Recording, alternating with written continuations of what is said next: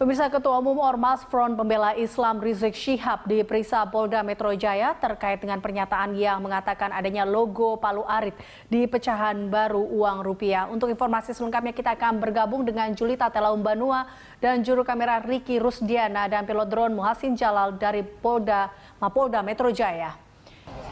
Julita, bagaimana tanggapan Rizik Syihab terkait dengan atau kuasa hukumnya terkait dengan pemeriksaan hari ini? Eliza dan juga pemirsa, Rizik Syihab yang dipanggil oleh Diskrimsus Polda Metro Jaya telah tiba sekitar 5 menit lalu di Polda Metro Jaya untuk diperiksa sebagai saksi terlapor. Ia tidak banyak berkomentar terkait dengan panggilan hari ini. Ia hanya mengatakan bahwa tidak ada yang salah dengan ceramahnya yang berisi terkait dengan logo Palu Arit yang berada ataupun yang dicetak di uang rupiah yang baru yang identik dengan PKI. Ia menyebutkan bahwa hal itu merupakan hal autokritik yang diberikan kepada pemerintah. Dan kemudian juga tadi Rizik Syihab langsung masuk ke dalam untuk menjalani pemeriksaan didampingi oleh kuasa hukumnya. Ada puluhan kuasa hukum yang memang direncanakan akan mendampingi Rizik, namun ternyata yang boleh masuk itu hanya sekitar 5 orang saja. Dan saat ini pemeriksaan masih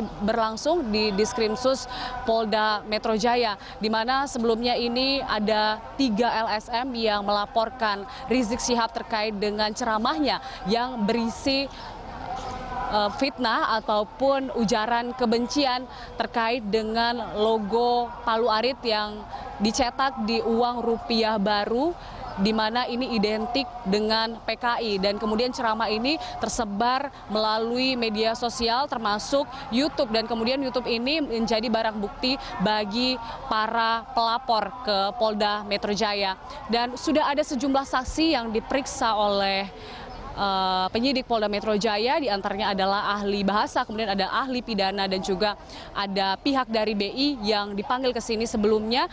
Dan saat ini status dari kasus ini sudah masuk ke penyidikan, namun belum ada satupun tersangka terkait dengan kasus ini. Dan tadi juga ada kuasa hukum dari Rizik Syihab yang ikut datang ke sini, tepatnya dari GNPF MUI yang juga ikut membela Rizik, di mana ia menyebutkan bahwa justru ia belum mengetahui bahwa ternyata kasus ini sudah naik statusnya dari penyelidikan ke penyidikan. Namun untuk pemeriksaan pihaknya mengaku akan terus mengikutinya dengan kooperatif, dan Rizik sendiri akan terus akan memenuhi panggilan dari Polda Metro Jaya, khususnya adalah Diskrimsus.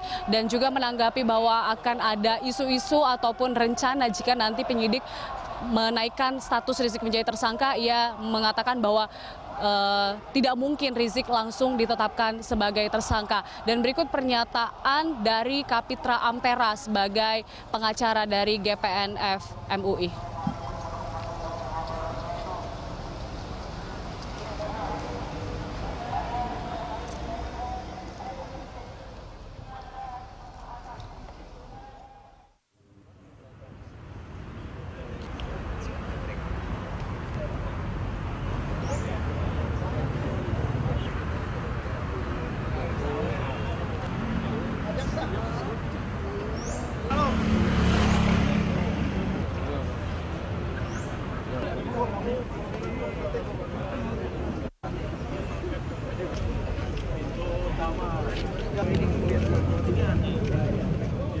Ya, Julita, bagaimana terkait dengan pengamanan atau situasi pengamanan yang diterapkan kepolisian di sekitar Mapolda Metro Jaya untuk saat ini?